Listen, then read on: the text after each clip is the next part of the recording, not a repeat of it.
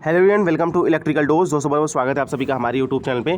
Guys, DFCCIL railway MCQ की जो dedicated series चल रही है क्वेश्चंस की, उसका 5वां वीडियो लेके हम एक बार फिर से आप सभी लोग के सामने हाजिर हैं।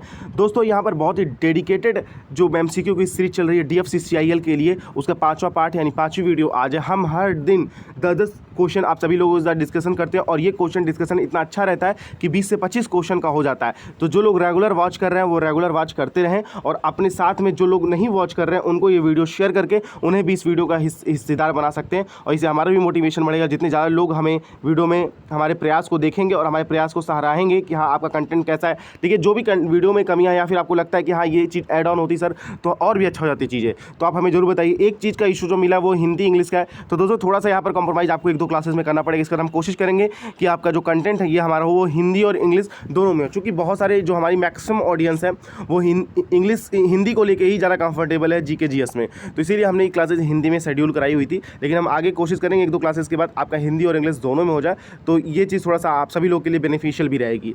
तो चलिए मैं दोस्तों वीडियो को स्टार्ट करता हूँ। इसके अलावा दोस्तों एक इन्फॉर्मेशन और भी दे दूँ, DFCCIL की बहुत ही डेडिकेटेड टेस्ट सीरीज चल रही है, जहाँ पर हमने बहुत ही अच्छे टेस्ट सीरीज के कंटेंट ऐड करना स्टार्ट कर दिए हैं। हमारा जो official app electrical dose, video के डिस्क्रिप्शन बॉक्स में आपको लिंक मिल जाएगा, वहाँ से जाकर डाउनलोड कर सकते हैं। और DFCCIL की CBT1 जो कि सभी पोस्ट के लिए कॉमन है, वो जाके आप डेडिकेटेड टेस्ट सीरीज ज्वाइन कर सकते हैं। हमने subject wise test, full length test, बहुत सारे टेस्ट ऐड करके रखे हैं, और आज भी बहुत सारे टेस्ट ऐड हो रहे हैं डेली बेसिस पे। जब तक एग्जामिनेशन नहीं हो जाएगा तब तक वहाँ पर टेस्ट ऐड होते ही रहेंगे।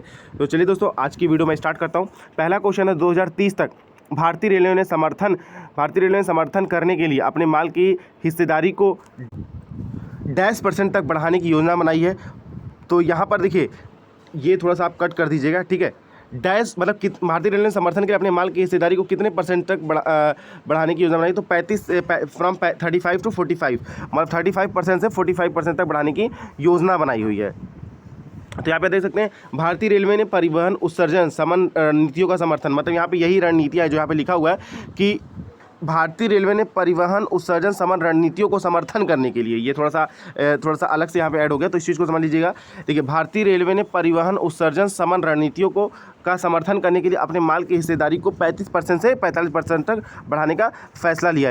यह राष्ट्रीय रेल योजना के अनुरूप है जिसे 2020 में जारी किया गया था। इस योजना का जो उद्देश्य है वो भारतीय रेलवे को परिवहन का अधिक कुशल और टिकाऊ साधन बनाना है। देखिए दोस्तों, किसी भी चीज़ के बारे में जब डिस्क्रिप्शन में थोड़ा सा जानते हैं तो उसे याद करना बड़ा आसान होता है कि हम भाई 35 से 45% अगर रेलवे अपने माल में हिस्सेदारी कर रहा है तो क्या करने के लिए कर रहा है, किस वजह से कर रहा है, कौन सी ऐसी नीतियाँ जिनको समर्थन करने के लिए कर रहा है। तो इससे क्या होता है, क्वेश्चन जो याद करने में होता है वो बहुत ईजी हो जाता है। ठीक है, चलिए पहला क्वेश्चन हो गया। चलिए अब नेक्स्ट क्वेश्चन पे आ जाते हैं दोस्तों। देखिए दोस्तों, ये क्वेश्चन थोड़ा सा रिपीटेड भी है। रिपीटेड अगर जो क्वेश्चन हो भी जाते हैं उसमें टेंशन लेने की बात नहीं है, क्योंकि कुछ क्वेश्चन ऐसे होते हैं जो रिपीटेड रहेंगे तो हमें बार बार याद रहेंगे, क्योंकि वही क्वेश्चन फ्रीक्वेंटली आस्क्ड क्वेश्चन होते हैं।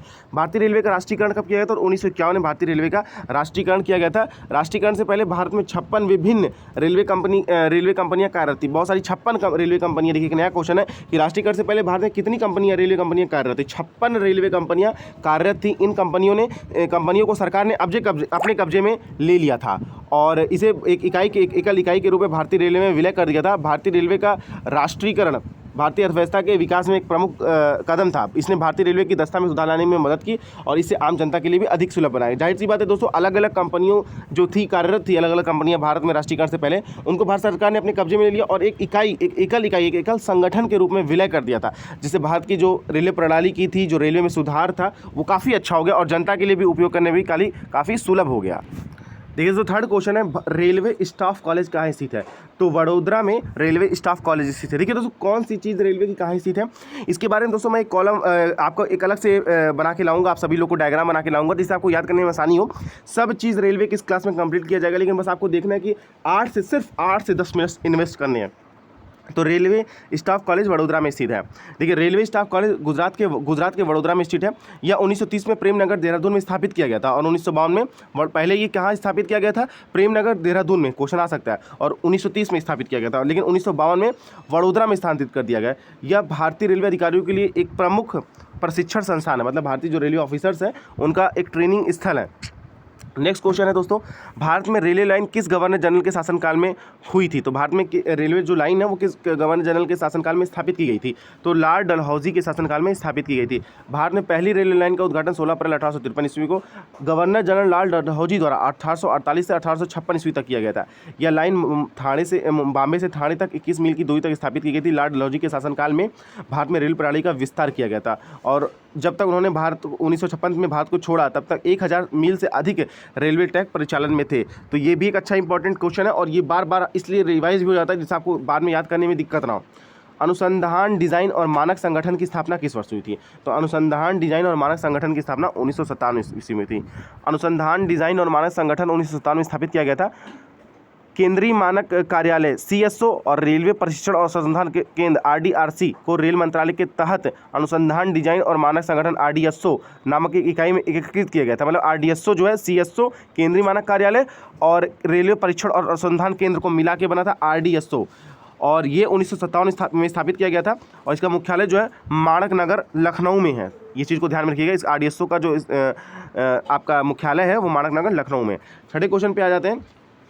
RRSK का पूर्ण रूप, फुल फॉर्म ऑफ RRSK, तो यहाँ पे आप देख सकते हैं राष्ट्रीय रेल सुरक्षा कोष। RRSK का पूर्ण रूप है, देखिए RRSK का फुल फॉर्म क्या है? राष्ट्रीय रेल सुरक्षा कोष।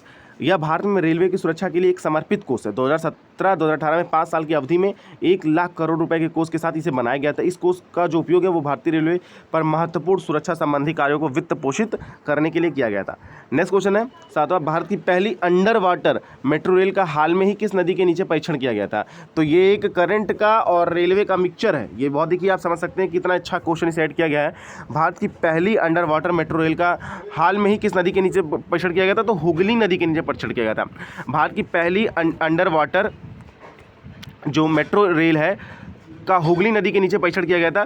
ट्रेन का परीक्षण कोलकाता में ईस्ट वेस्ट मेट्रो कॉरिडोर के 4.8 किलोमीटर के दायरे में किया गया था। परीक्षण सफल रहा और अब ट्रेन की 2023 के अंत में चलने की उम्मीद है। चलिए नेक्स्ट क्वेश्चन पे दोस्तों हम आ जाते हैं। रेल बजट का आम बजट के साथ विलय कब किया गया था? ये भी बड़ा इंपॉर्टेंट क्वेश्चन है। पहले रेल बजट अलग से आता था लेकिन रेल बजट का जो आम बजट के साथ विलय कब किया गया था? 2017-18 में रेल बजट का 2017-18 में रेल बजट का आम बजट के साथ विलय कर दिया गया था। चलिए नेक्स्ट क्वेश्चन आते हैं। वंदे भारत एक्सप्रेस द्वारा निर्मित किया गया था ICF चेन्नई। वंदे भारत एक्सप्रेस द्वारा क्या निर्मित किया गया था? ICF चेन्नई। वंदे भारत का निर्माण जो है इंटीग्रल कोच फैक्ट्री चेन्नई द्वारा किया गया था। मतलब वंदे भारत का जो एक्सप्रेस है किसके द्वारा निर्मित किया गया था? तो ICF चेन्नई के द्वारा, इंटीग्रल कोच फैक्ट्री चेन्नई के द्वारा।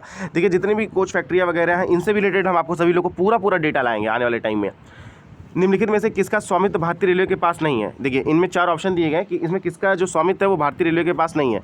तो Delhi metro, Kolkata metro, Konkan railway corporation of none of this. तो दिल्ली मेट्रो का जो स्वामित्व है वो भारतीय रेलवे के पास नहीं है। दिल्ली मेट्रो का स्वामित्व और संचालन Delhi metro corporation rail corporation किया जाता है द्वारा किया जाता है, जो भारत सरकार और दिल्ली सरकार के बीच एक सहयोग उद्यम है। कोलकाता मेट्रो का स्वामित्व और संचालन कोलकाता मेट्रो रेल कॉर्पोरेशन द्वारा किया जाता है, जो कि पश्चिम बंगाल सरकार की पूर्ण स्वामित्व वाली सहायक कंपनी। कोंकण रेलवे कॉर्पोरेशन जो है भारतीय रेलवे की पूर्ण स्वामित्व वाली सहायक कंपनी है। तो होपफुली दोस्तों आप सभी लोगों के लिए इन्फॉर्मेशन उपयोगी साबित हुई होगी। वीडियो को पसंद आने पर अपने दोस्तों के साथ शेयर करें। चैनल पे पहली बार विजिट करें तो चैनल को सब्सक्राइब कर लीजिए। देखिए दोस्तों इसके अलावा अगर ये PDF आपको डाउनलोड करनी है तो आप हमारा ऑफिशियल ऐप डाउनलोड कीजिए और जो फ्री स्टडी मटेरियल का सेक्शन है वहाँ पे हम रेलवे DFCCIL की PPT नाम से एक फोल्डर बना दिया है, वहाँ से जाकर आप ये PPT भी डाउनलोड कर सकते हैं और DFCCIL का जो डेडिकेटेड टेस्ट सीरीज है दोस्तों वो आप ज्वाइन कर सकते हैं। इसी वीडियो के डिस्क्रिप्शन बॉक्स में आपको लिंक वगैरह मिल जाएगा। तो चलिए दोस्तों आज की वीडियो में बस इतना ही। Thanks for watching this video. See you next time.